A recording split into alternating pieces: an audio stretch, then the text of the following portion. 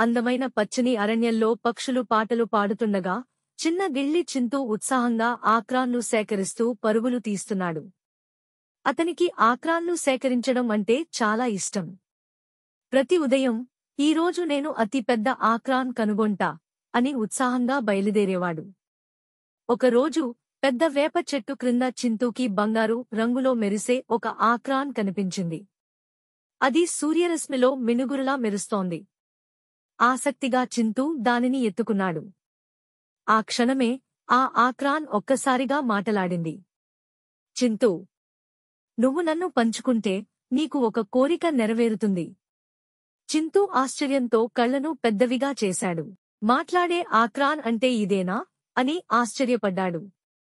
ఇంతలో చింటూ తన స్నేహితురాలు మిమీ కుందేలు ఆకలితో దుఃఖంగా కూర్చుని ఉన్నట్టు గమనించాడు. ఒక్క క్షణం ఆలోచించి చింటూ ఆ మాయా ఆక్రాన్ను ఆమెతో పంచుకున్నాడు. మిమీ సంతోషంతో నవ్వింది. ఇద్దరూ ఆ బంగారు ఆక్రాన్ను తిన్నారు. అప్పుడే ఆ ఆక్రాన్ ప్రకాశించింది. నీ దయా హృదయానికి ఫలితం, నీ కోరిక నెరవేరుతుంది అని ఆక్రాన్ మృదువుగా పలికింది.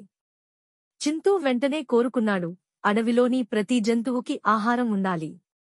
తక్షణమే అడవంతా వెలుగులతో నిండిపోయింది. మొక్కలు పండ్లతో, చెట్లు ఆక్రాన్లతో నిండిపోయాయి. అన్ని జంతువులు ఆనందంతో కేరింతలు కొడుతూ నృత్యం చేశాయి. చింటూ ముఖంలో ఆనందం వెలిగింది.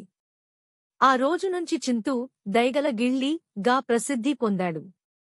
అతని పంచుకో